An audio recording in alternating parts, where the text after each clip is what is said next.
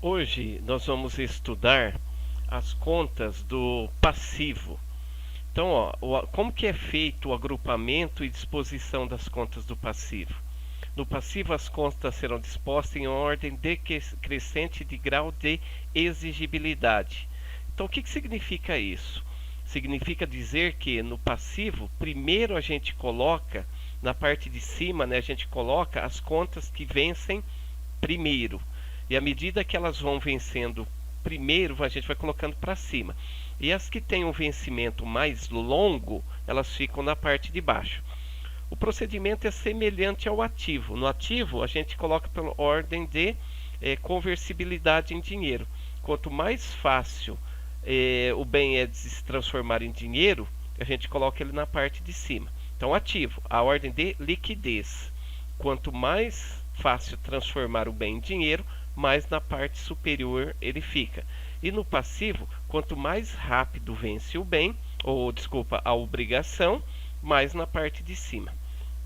Por isso, o passivo também tem duas divisões igual ao ativo, que é o passivo circulante, né? Então a primeira divisão é do ativo circulante e a segunda, passivo não circulante. Então é igual, ativo circulante, ativo não circulante, passivo circulante, passivo não circulante. Então, o que compreende, né? O que a gente coloca no passivo circulante? Então, todas as obrigações, encargos, né? Tudo aquilo que a empresa tem, tem que pagar até o final do exercício seguinte. Né? Aqui, ó, nesse caso, eu trouxe para vocês que esse autor ele diz que é tudo aquilo que vencíveis no prazo de 12 meses. Tudo aquilo que vence num prazo de 12 meses. Isso tendo como base o balanço patrimonial sendo feito, né, sendo montado no dia 31 de dezembro. Então, tudo que fechou o balanço no dia 31 de dezembro, tudo que vencer nos próximos 12 meses é ativo circulante. Tudo aquilo que vencer após o exercício seguinte ou após 12 meses, passivo não circulante. Mas nós temos que tomar muito cuidado. Se a pessoa estiver fazendo o balancete mensal, ele vai classificar como circulante tudo aquilo que vence até o final do exercício seguinte, independentemente de quando você estiver montando o balancete, porque senão dá uma diferença gigantesca. Se você tem uma conta que vence, que nem você vender hoje, né, você comprou qualquer mercadoria, vamos por aí, em 10 pagamentos no cartão ou na forma aí que vocês, 10 duplicatas. Nós estamos no mês de setembro. Então você vai pagar outubro, novembro, dezembro, janeiro, fevereiro, março, abril, maio, junho, julho, né? É tudo curto prazo.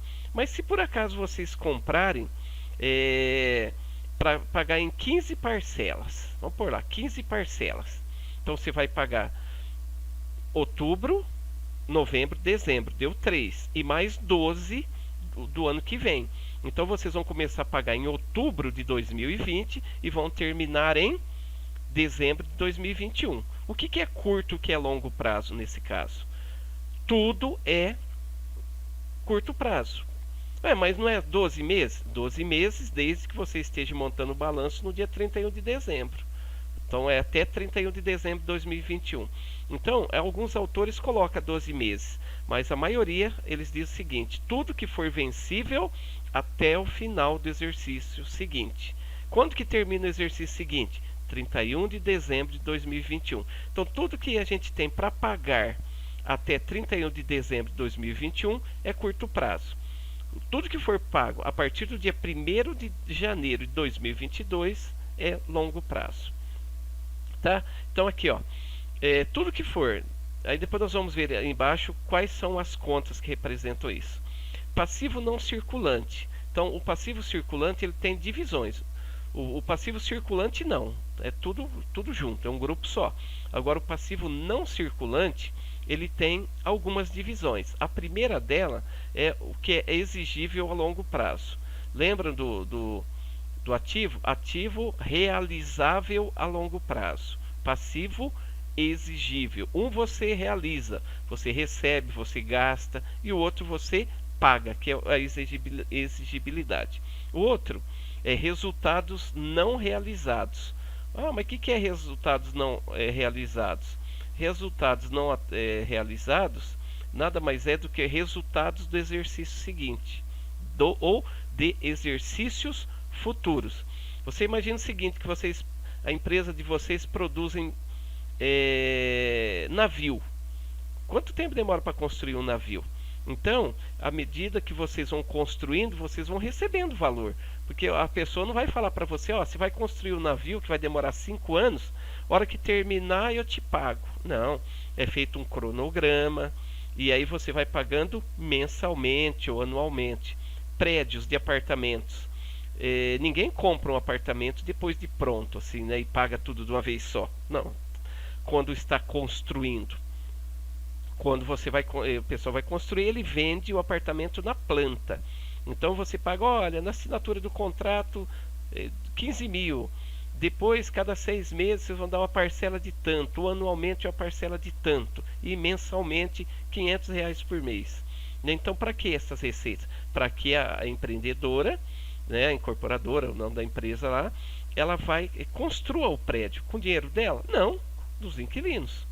Né? E aí você vai pagando mensalmente, a hora que o prédio estiver pronto, você já pagou um monte dele, né? E aí financia o resto, ou como que seja, né? E isso gera problema muitas vezes, né? A gente vê muito aí que a empresa começa a construir o prédio, pega o dinheiro das pessoas, quebra, some, desaparece e o inquilino fica no prejuízo, tá? Mas uma empresa normal, quando ela recebe esses recursos aqui, ó, quando você paga para eles, né?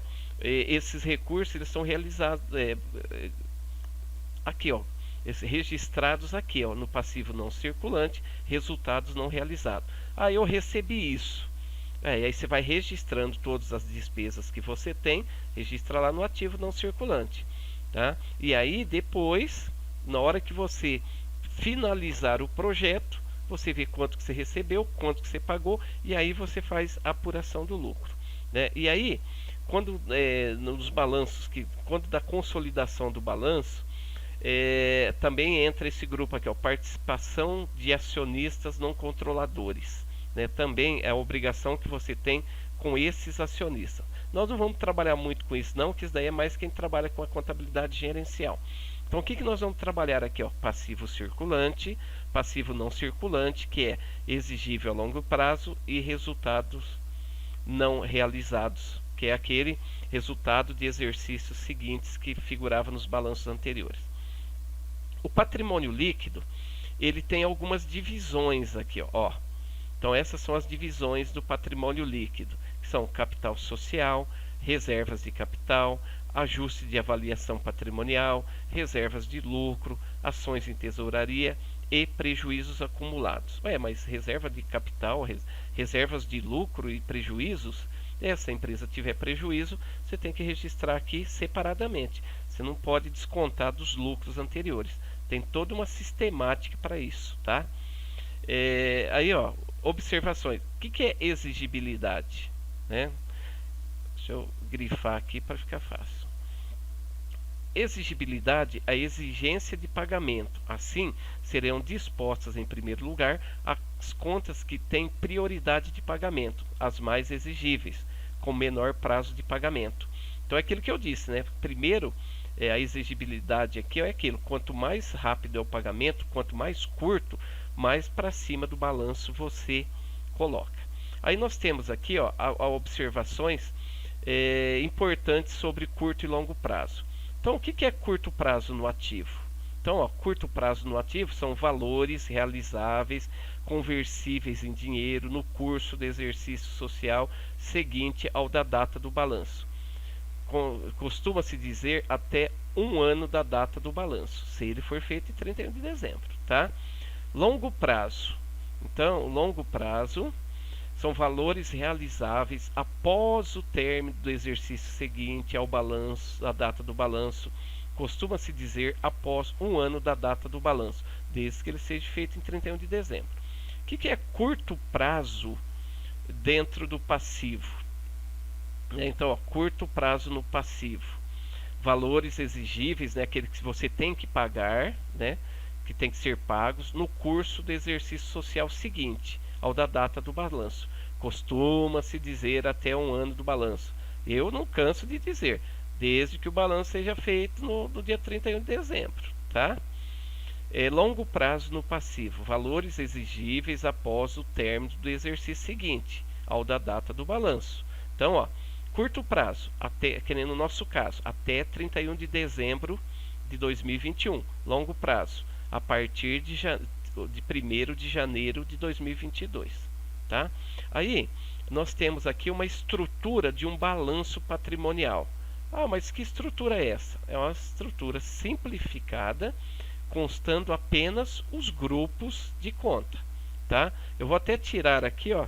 Aqui, ó, aparece o total do não circulante, total do circulante, né? Aqui, ó, isso eu pedi para vocês não colocarem.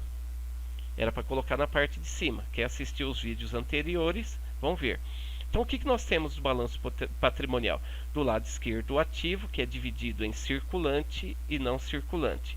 Do lado direito, o passivo, que é dividido em circulante e não circulante, e o patrimônio líquido. E aí nós temos o total do ativo e total do passivo. Ativo, circulante e não circulante, são bens e direitos. Passivo, circulante e não circulante, que são as obrigações para com terceiros. E o patrimônio líquido, que são as obrigações para com os sócios. Tudo bem? Então vamos lá, meio rápido aqui para o vídeo não ficar muito comprido, senão vocês não assistem, né? Aí o balanço patrimonial com algumas contas, né? Ou com os grupos de contas. Ativo, nós temos o circulante, nós temos disponível, os créditos, as realizações, os estoques e as despesas antecipadas. 4 grupos. O ativo não circulante, realizável a longo prazo, investimento, imobilizado, intangível. Ó, aqui consta diferido, mas eu não esqueci, porque o diferido ele esteve até alguns anos atrás. De 2008 até um certo período, que eu não me recordo o ano agora, tinha o diferido. Agora ele se tornou tudo intangível. E eu acho que eu já comentei anteriormente que o diferido era onde você lançava aquelas despesas de investimentos que você fazia. E aí o pessoal burlaram tanto que eles resolveram acabar. Aí no circulante, no passivo, nós temos o circulante, que são as contas, duplicados a pagar, aluguéis a pagar, empréstimos a pagar e ICMS a recolher.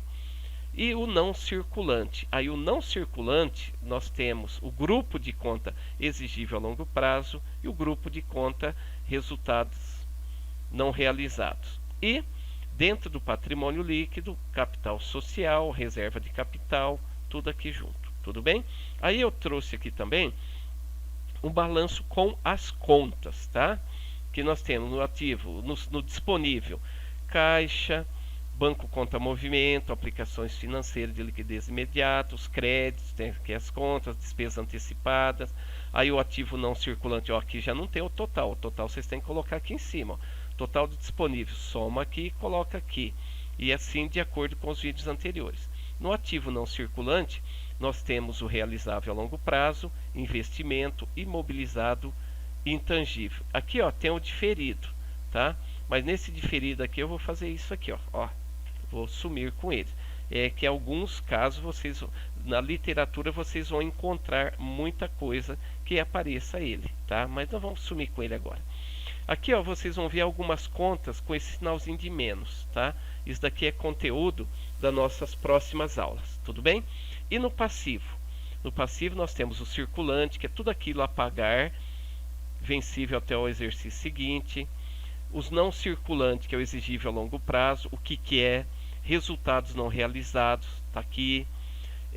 Patrimônio líquido, o que é cada um deles, tá? Eu vou mandar esse arquivo para vocês estudarem, tá? Porque se eu ficar explicando muito, eu fico aqui, vocês não prestam atenção no vídeo, porque fica muito longo e acaba não fazendo. Aí vocês estudem o exercício, né, aqui o material, e eu vou passar um exercício daqui a pouquinho.